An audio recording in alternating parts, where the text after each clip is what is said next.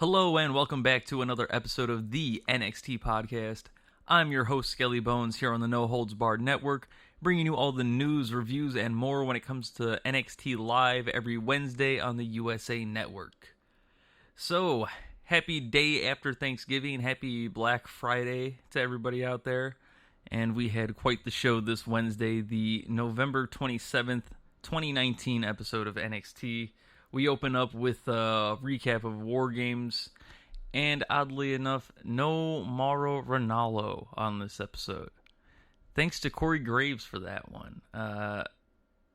What a weird situation. So, after TakeOver, Corey tweeted out a bit of a negative tweet, taking a shot at Mauro, and though not calling him out explicitly, it basically was. He implied that Mauro talked too much over TakeOver and pretty much drowned out Beth Phoenix and Nigel McGuinness. And if anybody who watches wrestling and who watches NXT knows, Beth Phoenix is pretty terrible on commentary, so we're not missing all that much. And Nigel, I believe Nigel and Mauro are probably the two best commentators, or at least team of commentators in the whole WWE universe. So I don't know. It was definitely a misjudged act by Graves at best. Basically, from what I've seen and what's come out in the weeks since, Graves basically apologized somewhat, saying that his tweet was meant more so to drown up controversy and have something to talk about on the WWE Backstage show or his podcast or whatever, the Corey Graves podcast, I guess. And it's just so unprofessional and stupid, and it's not an excuse. Like, even if you're in the wrestling business, to consider this a work, two commentators working each other, you could have made Mauro aware that you were going to do this. I don't know. It's stupid. It's dumb. Hopefully Mauro doesn't quit forever, because he's the best commentator in WWE. So, I don't know. Thoughts and good vibes going out to Mr. Mauro Ranallo. Hope he gets back this week. And if not, that as soon as he can. Good luck. So anyways, back to actual NXT. We had Tom Phillips replacing Mauro. So you have Tom Phillips, Nigel, and Beth on commentary. We opened the show with a very... some random rapper. I didn't know who his name was. I never found out who he was.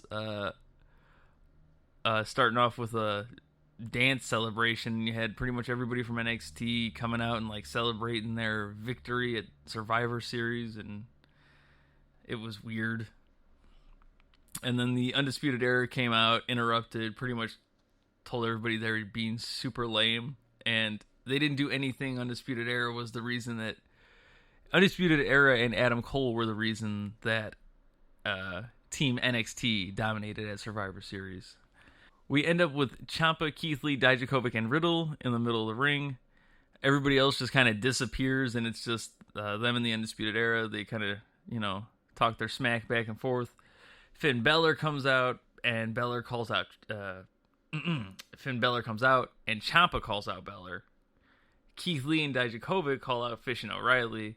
And then we have our first match. It's a tag match. Lee and Dijakovic versus Fish and O'Reilly for the championship. This match starts.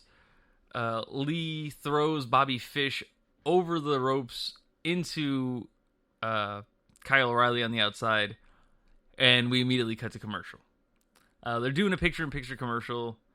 Pretty much looked like they were just getting the heat on O'Reilly. But then when we come back, it is now no longer Bobby Fish, but Roderick Strong in the match. And they tell us on commentary that O'Reilly was deemed unable to compete and thus replaced by Roderick Strong, who's in street clothes and not even prepared to wrestle. So that was good. doing the old Scorpio Sky special. I'm not sure what happened to Fish. I know his knee hurt, but from what I've heard, it was actually a possible concussion is what they had to take him out for, which is also not good. But this match ended up being okay, but just kind of awkward. I mean, clearly it looked like they were calling a lot of this stuff on the fly, and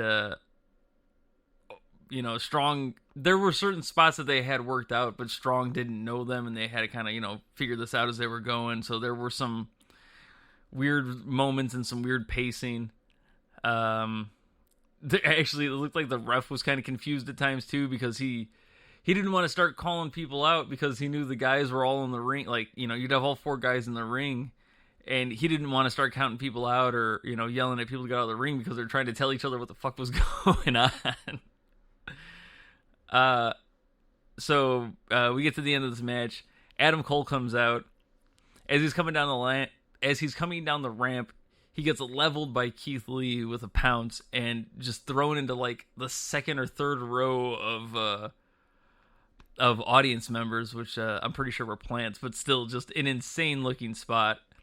And then Dijakovic, who was distracted by Adam Cole just getting murdered, gets the high-low from Undisputed Era and the Undisputed Era win. I hope Fish is okay. And this match, for being what it was actually not bad.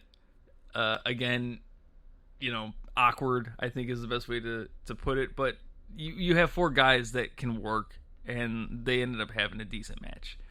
I kind of think it's goofy that you have a championship match and then take one of the guys out and it's still a championship match and the other dude's wrestling in street clothes, but hey, it is what it is. We see Dakota Kai turn recap showing her smashing Tegan Nox's knee in the cage during TakeOver War Games. Then we get a Candice LeRae backstage promo, which was not very good and kind of sounded, pretty scripted and goofy in my opinion. She's calling out Dakota, and we're going to have Dakota and Candice later. Match number 2, we get Shane Thorne and Mansoor. This match was fine. Thorne is definitely a good worker, but just not overly charismatic. Maybe if they were going to push him or do something with him and gave him some promo time, or maybe gave him a video package or something to know what his deal is. I don't know. I don't know enough about him to dislike him, and I don't know enough about him to really get behind him. I can tell from his in-ring, and ever since he started when he was TM61, I knew they were good workers, but it's been forever, and they've been injured, and his partner left to go back to New Japan and work in New Japan and New Zealand and Australia, so we'll see. And Mansoor is not bad for what he is. He's a newer guy. They've been putting him over on Crown Jewel in Saudi Arabia, gave him his big, hometown win there. And these guys put on a pretty good match. You could tell that Thorne is definitely the veteran and kind of probably helping Mansoor through this match. But there was no botched spots that I saw. Everything looked pretty smooth. And Shane Thorne hit a really cool German to gut wrench mid suplex transition. That was a really cool spot. And you had Mansoor win with his springboard neckbreaker. And, I give it a C+. Nothing bad, nothing amazing. And if you're going to start pushing Mansoor, here you go. Give him a win. He's looking good. Shane Thorne, we'll see what happens. He's obviously a good worker. If they can maybe push him into doing something, we'll see. Then we had match number 3, Dakota Kai versus Candice LeRae. Dakota Kai now has her cool new heel music. And for whatever reason, the heel music is always better than the face music. I don't know why it is, but it just is. I was not much of a fan of Dakota's music to begin with, so any change was an improvement to me. She got a bit of a new gear, a little bit darker. This match was very, well, I won't say very good. It was not bad. There were a couple of spots that were kind of scary. There was a back suplex onto the apron that Candice gave to Dakota, and it it looked like they just barely caught the edge of the apron and pretty much went straight down to from the top of the apron to the mats on the ground, and it was a brutal looking spot. I mean, I'm glad they're okay, but that could have easily been bad. And also, my probably number one negative is that Dakota was pretty much taking most of this match anyways, and she could have got the win, but you have her get DQ'd by clocking Candice with the Tegan Nox knee brace to the face. And, this match was going fine, and if you would have just let Dakota get the win, I would have been 100% satisfied. But this just is more garbage that you don't have to do. It's like overbooking for the sake of overbooking. I don't know. Everything but the ending, not that bad though. Oh, there's actually a really shitty tornado DDT. Candice went from the top rope to hit Dakota with the DDT, but the angle that they originally showed, it pretty much looked like Dakota just whipped herself around Candice as she came down with a regular DDT and then face planted herself. It was just weird looking. I happened to notice that. Then of course we end with the DQ with a knee brace to the face. The crowd boos because it sucked. And then Rhea Ripley comes out for the save while Dakota was throwing Candice into the stairs. I wrote, this is fine. This is more... I hate to watch NXT and see it turn into another episode of SmackDown. And it's like, if you watch this episode and last week's episode, which I had reviewed, but it was so negative, my take, that I actually listened back and I was like, I don't want to put this out because I don't want to be a negative type person. That's not me. If I see something that I don't like, I'll tell you that I don't like it, but there's no need to, bury things for the sake of burying things. And also, my number one complaint with NXT is not the wrestling, because I still think the wrestling on this show and last week's show beat the hell out of pretty much everything except for the main events of the last 2 weeks of AEW. But I'm so tired of seeing DQ and run-in and giant brawl and blue t-shirts and red t-shirts and your 4-man team versus my 4-man team. And I just want to go back to go back and watch the first 3 weeks of NXT that were live on the network. It was okay, go to the third or fourth episode when it went to 2 hours, the full 2 hours on USA, and like you can't even compare how different the shows are, and just how vastly different it feels to me. There's so much more extra BS and things that don't make sense, and guys getting hot-shotted, and storylines kind of getting put on the back burner for no apparent reason. The cruiserweights are an afterthought yet again. It's disheartening to see it happen to all these workers that, NXT for so long was our little secret, and Vince didn't touch it and didn't matter. And I'm seeing his fingerprints all over these shows now, and I was hoping with Survivor Series, once it was over, we'd be done.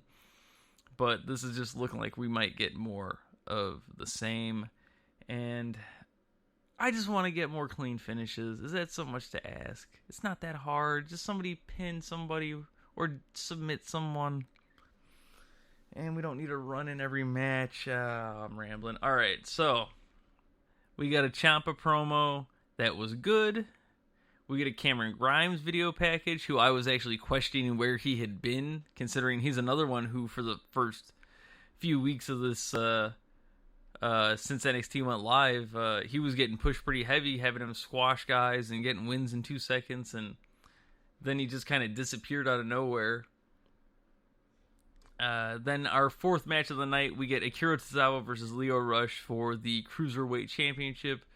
Lio Rush has a crazy nuke leather jacket he wears to the ring. It looks weird.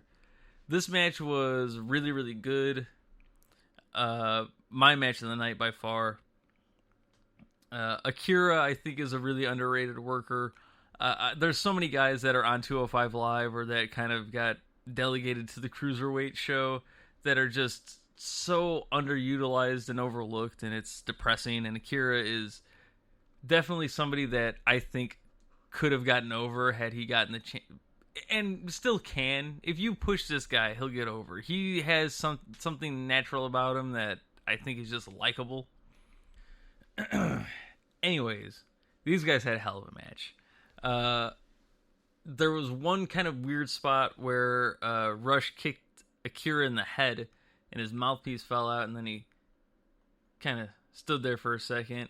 And then Leo went for the come up, his bottom rope springboard stunner, and Akira just kind of collapsed. And first, my assumption was this was sort of a spot, but also it looked like he might have got knocked out. But I don't think he was actually knocked out.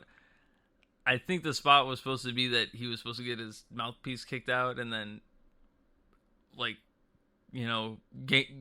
gain his strength and then come back, but I think maybe he forgot or mistimed it or something. It was just kind of awkward.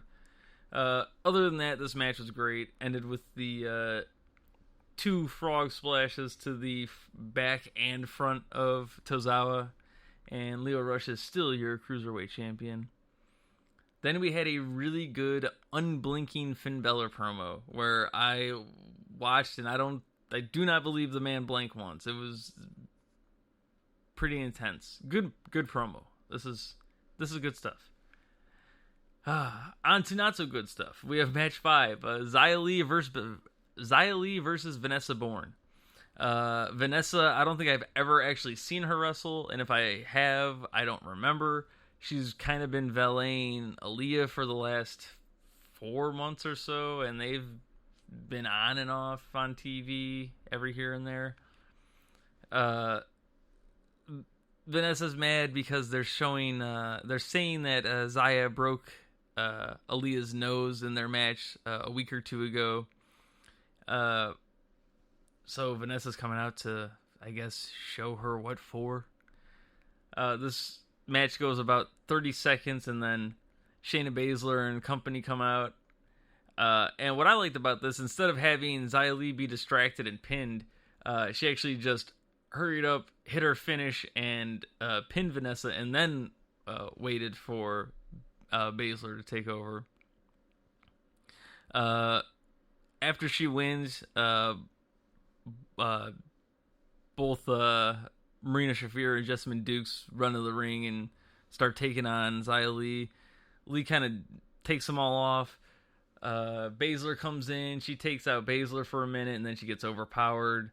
It really looks like they're putting Xia over strong. She's still super green, but she does have a bit of charisma to her, and I think give her time, she could be a really good worker. Considering that she's pretty decent already, and I don't think she's been doing it for that long. I assume she speaks no English, so that's kind of a downer, but other than that, let her learn how to work properly, and if they want to push her, but don't. If they try and over push her, I don't know. It could be bad. But it could be good. We'll see what happens. Basically, they take out Xia. Baszler cuts a promo. The fans chant for Rhea Ripley. Ripley comes out. She cuts a promo on Baszler. They go back and forth. She says, "Why don't you fight me now?" Baszler leaves. And then finally, we have our main event, Tommaso Ciampa versus Finn Balor. but holy shit is Rhea Ripley over. Like, if you want to talk about levels of maybe, I'm saying like Becky last year around this time, when she was getting hot before Mania and all that, and she was first becoming the man, I think this is where Rhea Ripley is almost at right now. Like,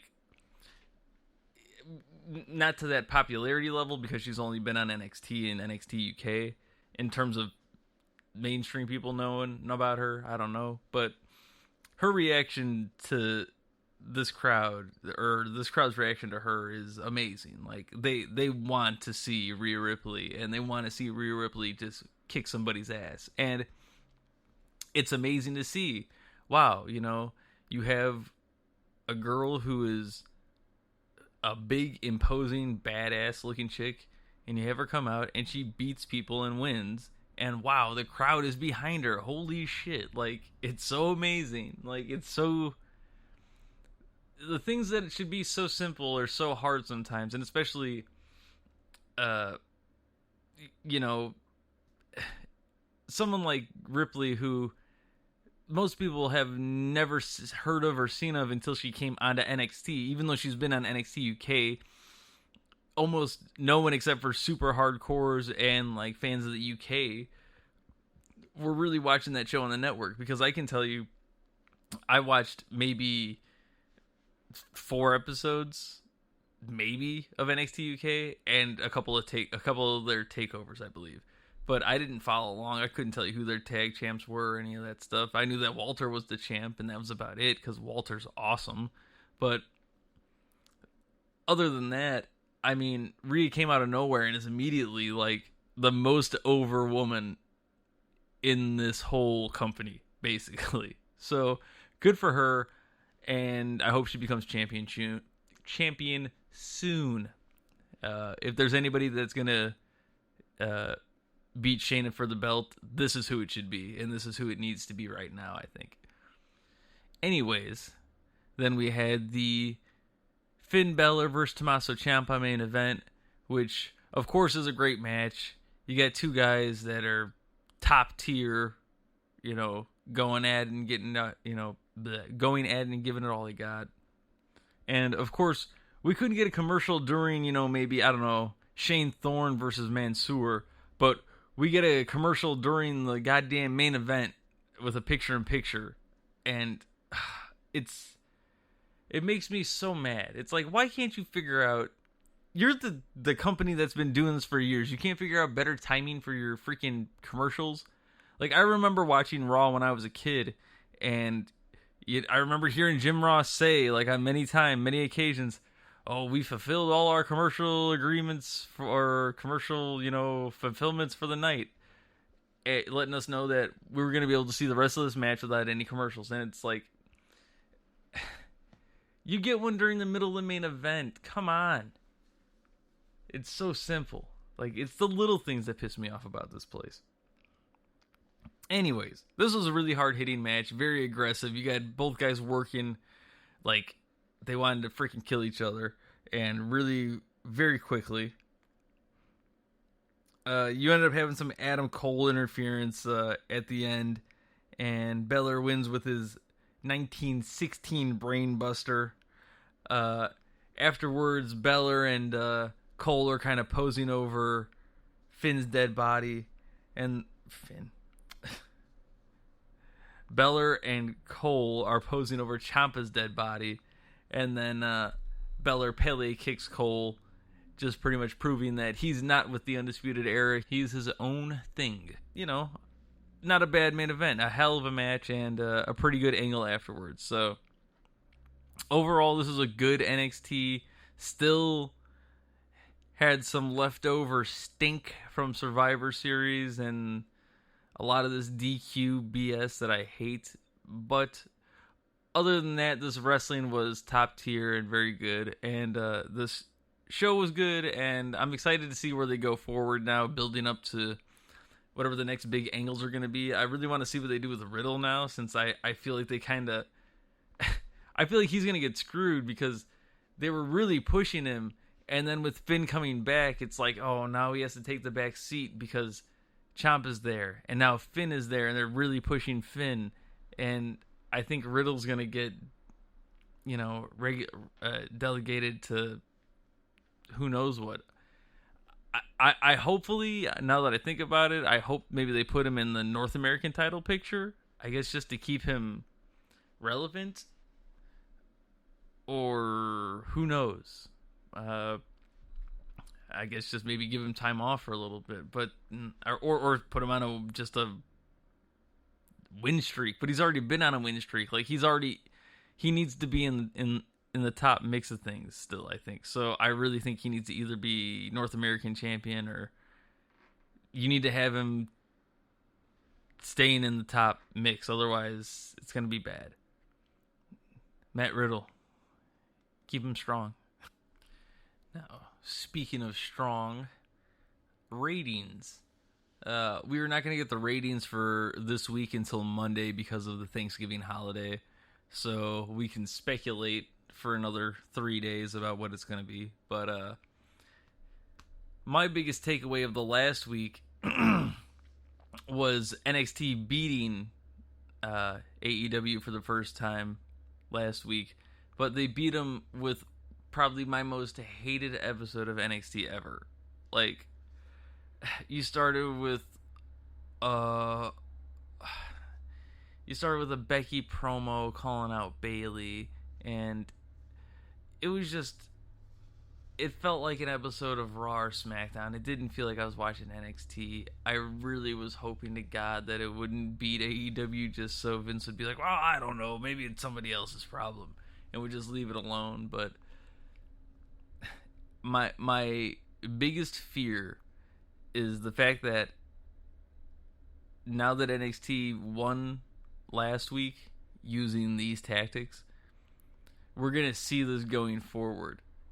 My only hope is that the ratings take a fucking nosedive, and then I don't even know if that's the answer, because I feel like that'll just make it worse. I don't even know what the answer is now, but I think NXT is pretty much donezo in terms of how I want to fondly remember it. Unless Vince maybe once the XFL starts decides, fuck it, I'm just gonna leave it all to Triple H. Other than that, I think we're gonna get these kind of weird hybrid SmackDown, NXT, Raw episodes, and you're gonna have guys jumping ship, and Kevin Owens coming down for TakeOver, and then he's not on NXT, but he's on Survivor Series, and he was on Raw, and I don't know if we're just going to keep getting these weird one-offs every now and then. Like, I don't want to see that. But if that's what gets ratings and that's what wins this war, that's what we're going to see. So, NXT going forward may be interesting. But that pretty much wraps it up for me here. Again, happy holidays to everybody, and be sure to check us out on Twitter and all the social media we do. You can find me on Twitter at Bones_Skelly. You can follow the No Holds Barred Network at NHB Network, and you can find me on Instagram, find the podcast at TheNXT Podcast, and also on Twitter at TheNXT Podcast. See you guys next week.